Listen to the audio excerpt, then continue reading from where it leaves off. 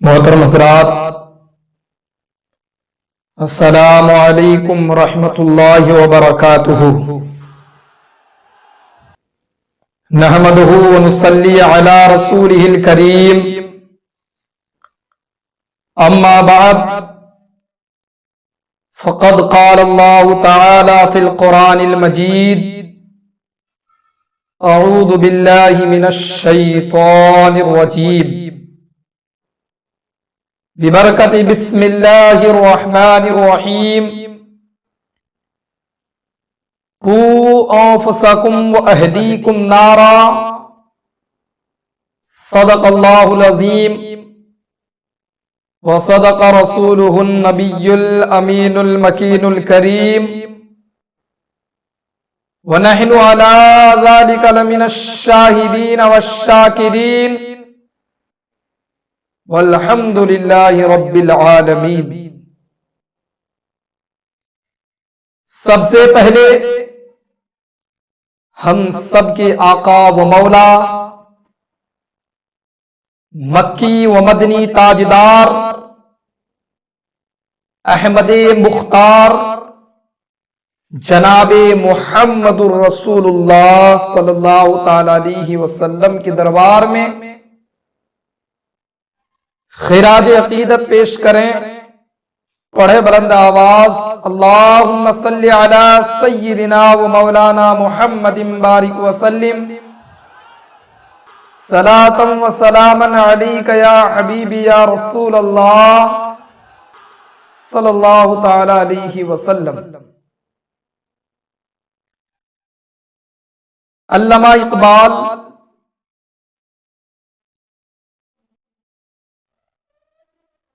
قوم کی حالت کو دیکھ کر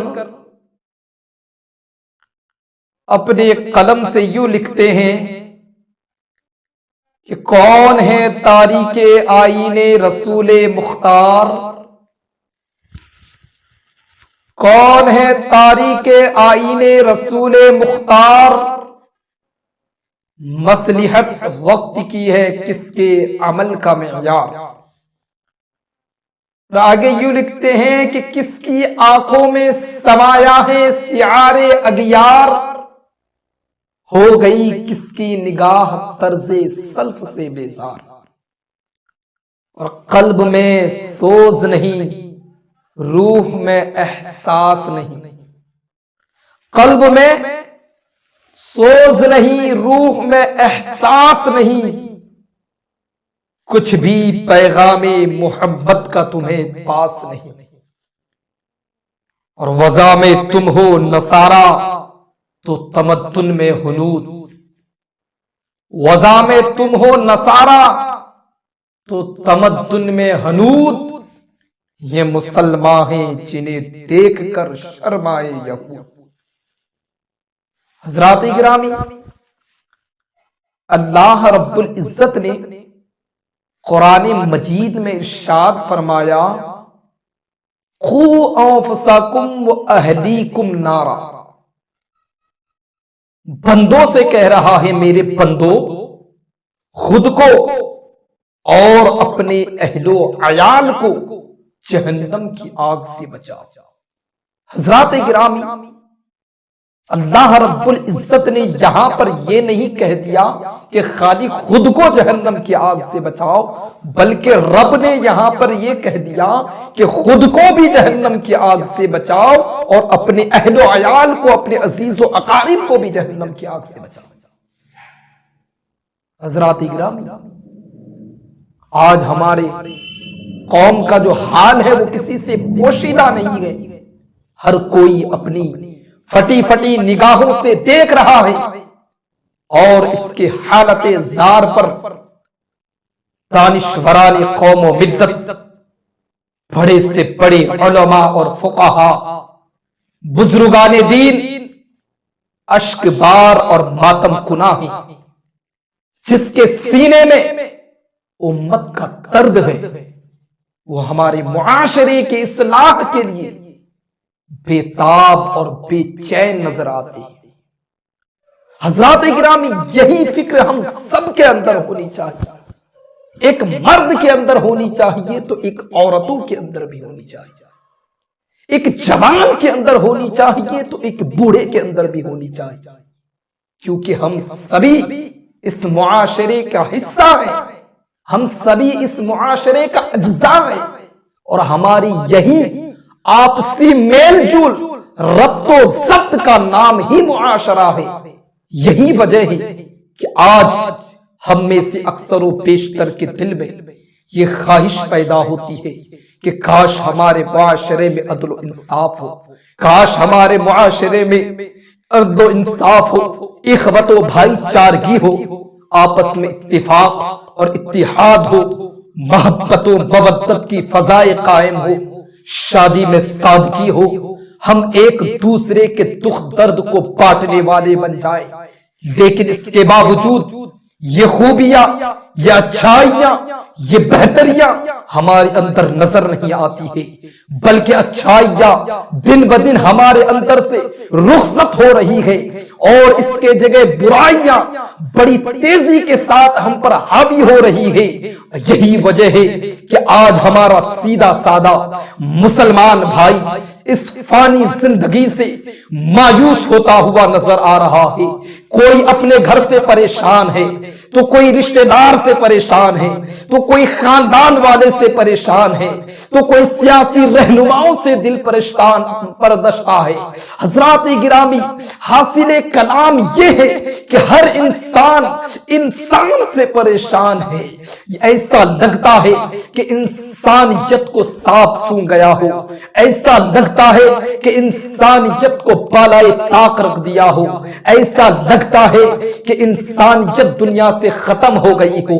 یہ باد سموم کے دل خراش جھونکے ہر در و دیوار سے ٹکرا رہی ہے، ہر جگہ سے سکون چھینتی نظر آ رہی ہے۔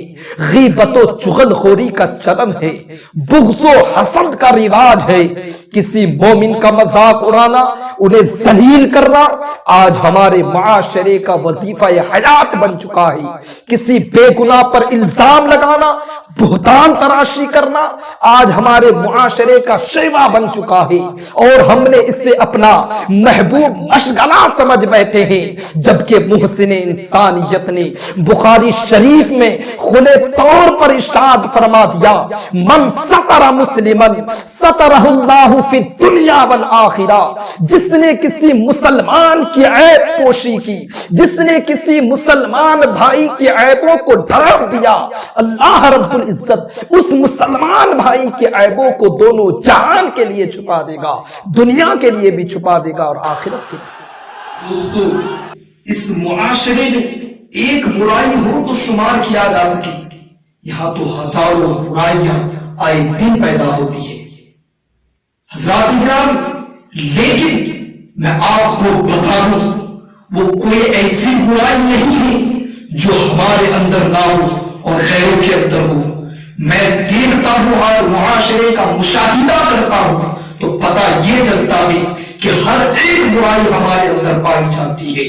شراب نوشی ہمارے اندر ہے، جوا خوری ہمارے اندر ہے، چغل خوری ہمارے اندر ہے، غیبت و حسد ہمارے اندر ہے، بغض و حسد ہمارے اندر ہے، تمام برائیاں ہمارے اندر پائی جاتی ہے۔ لیکن ان تمام برائیوں میں ایک برائی جو بڑی تیزی کے ساتھ سرحد کر رہی ہے، وہ برائی ہے جہیز کی لعنت۔ جہیز کی لعنت بھی کسی زہر قاتل سے کم نہیں ہے، آئے دن یہ دنیا میں پھیلتی جا رہی ہے اور ہر کس و ناقص کو اپنے بھور و مجدار میں لے کر ڈوب رہی ہے۔ حضرات گرامی، جو قوم کے بڑے بڑے لیڈران ہیں وہ بھی اس کے روح میں بہ رہا ہے، ہر طرف کشیدگی کا ماحول ہے، نہ گھر میں سکون ہے، نہ باہر چین ہے۔ آخر ایسا کیوں؟ کیا کبھی ہم نے تنہائی میں غور کیا، غور و فکر سے کام لیا؟ اس کا جواب نفی میں نہیں تو اس بات میں میں بھی مشکل ہے. اس کوشچن کا آنسر نیگیٹو میں نہیں تو پازیٹیو میں بھی امپوسیبل ہے. ارے اپنے ماضی پر رونے کے بجائے, اپنے پاسٹ پر رونے کی بجائے اپنی فیوچر کے لیے کوئی اسٹرانگ اقدام اٹھایا جائے. مذہب اسلام میں وہ کون سا مسئلہ ہے جس کا حل موجود نہیں ہے؟ مذہب اسلام میں ہر مسئلے کا حل موجود ہے. کھانے کا طریقہ اسلام بتاتا ہے, پینے کا طریقہ اسلام بتاتا ہے, بولنے کا طریقہ اسلام بتاتا ہے, چلنے کا طریقہ اسلام بتاتا ہے, لوگوں کے ساتھ کس طرح کا رویہ اختیار کیا جائے اسلام بتاتا ہے, بڑوں کی کس طریقے سے تعظیم کی جائے اسلام بتاتا ہے, چھوٹوں پر کس طریقے سے شفقت اختیار کیا جائے اسلام بتاتا ہے. تمام چیزیں, تمام مسئلوں کا حل اسلام میں موجود ہے.